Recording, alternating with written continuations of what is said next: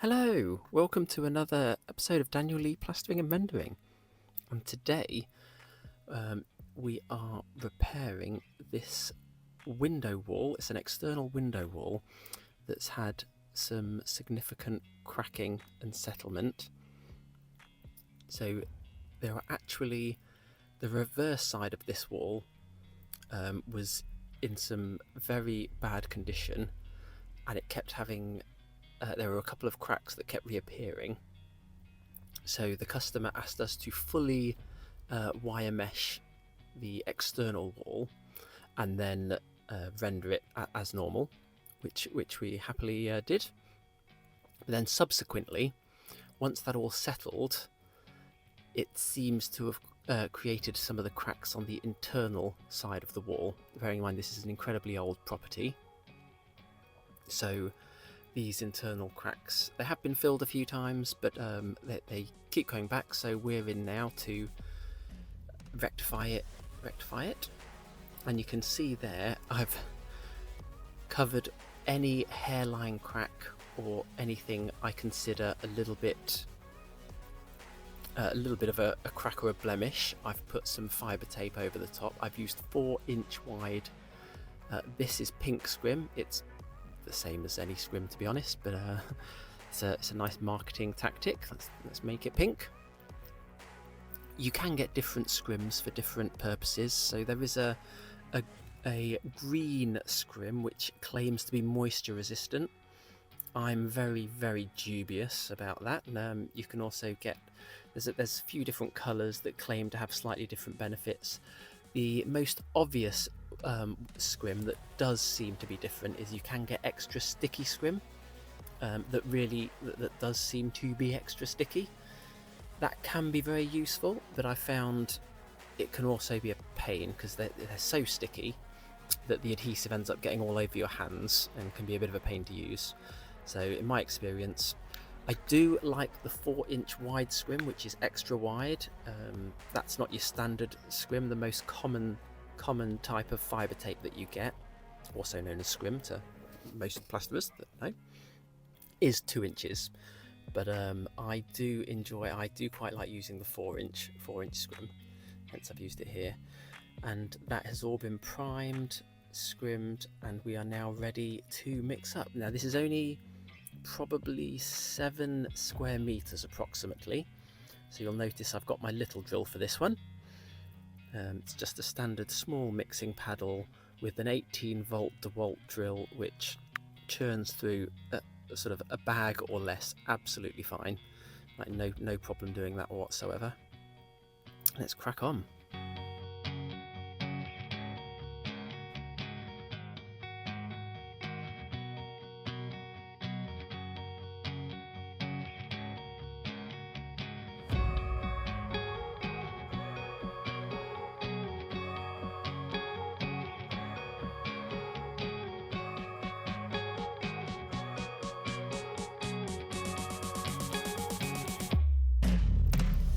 So the mix is ready, and as always, right-handed plasterers will start left to right. Always start at your tops and then do the tops left to right and then work your way down.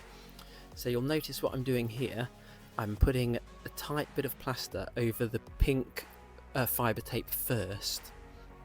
For me, primarily, this is to push it and press it flat, because occasionally you can get little sort of bubbles or sort of twists in the fibre tape that, if not rectified, can sometimes poke through the plaster, and we don't want that, obviously. And we don't want to have to put on 7-8 mil of plaster just to get over a twist in the fibre tape either. So I put a little bit over the fibre tape first, just to making sure it's all flat and pressed in. With the 4-inch scrim, although I do love it, it does require a little bit more care and attention when pressing it on, because it does bubble easier than the 2-inch scrim. And then just applying a nice generous coat, because this is a very old property, well over 100 years old. It's been incredibly well maintained, gorgeous property, but as you might expect with such an old property, the walls are quite lumpy bumpy, so I'm being a bit generous with this to help try and soften some of the lumps and bumps that the house has naturally inherited over the decades.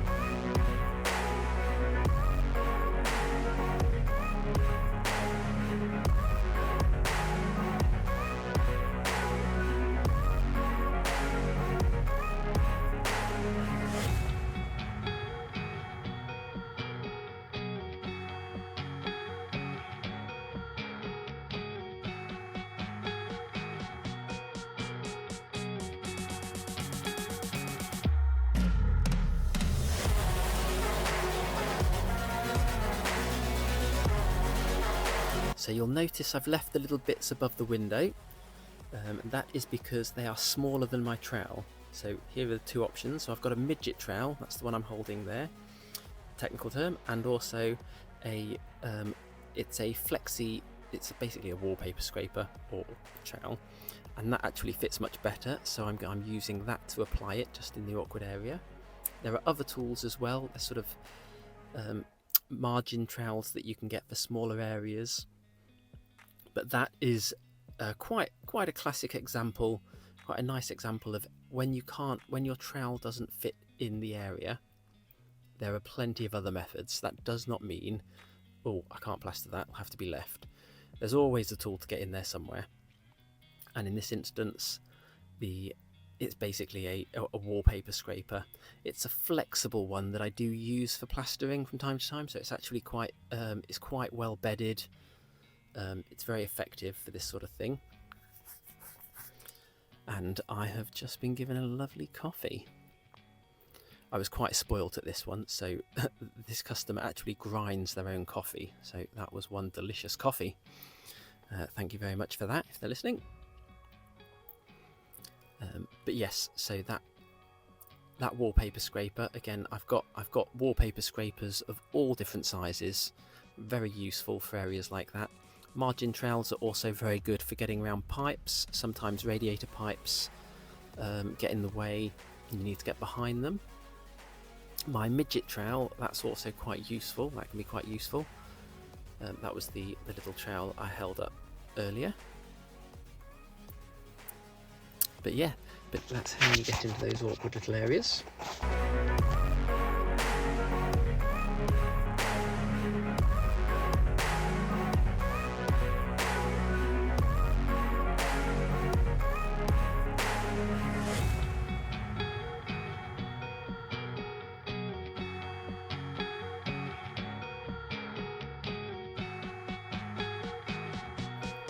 Just taking a brief moment of gratitude here in this absolute gorgeous Surrey hills.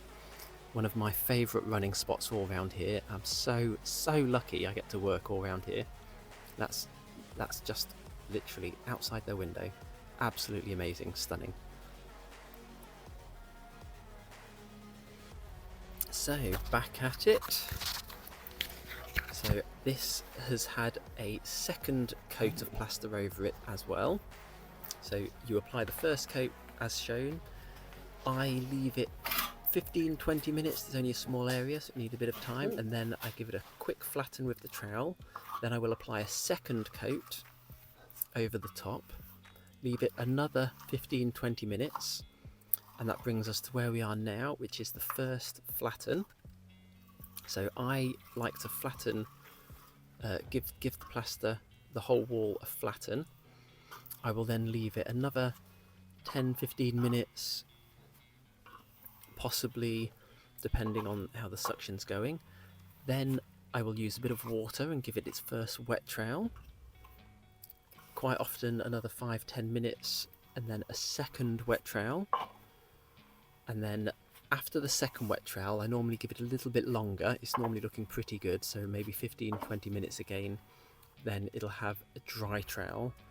And depending on how the wall looks, I will normally give it a polish as well, maybe 25-30 minutes after the dry trowel, just to double check. And then every single time you trowel over the wall, it's an extra opportunity just to check you've not missed anything or noticed anything. Because remember, this is all done with a 14-inch piece of steel, so it's not going to be machine perfect. You're only human, so each trowel allows you to get it that little bit closer to perfect. And I find that particular method for me. Not everyone does quite as many trowels. Occasionally there might, very rarely, sometimes it dries a bit quicker and you can maybe miss a trowel.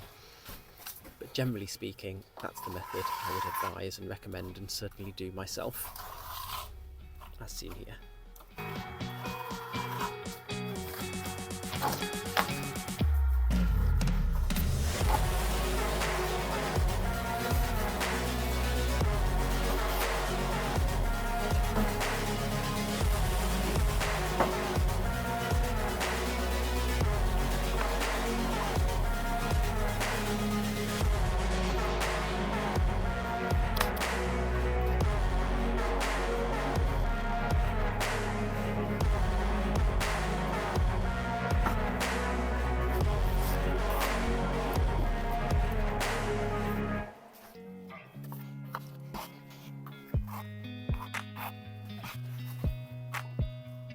And there you have it, one freshly plastered wall.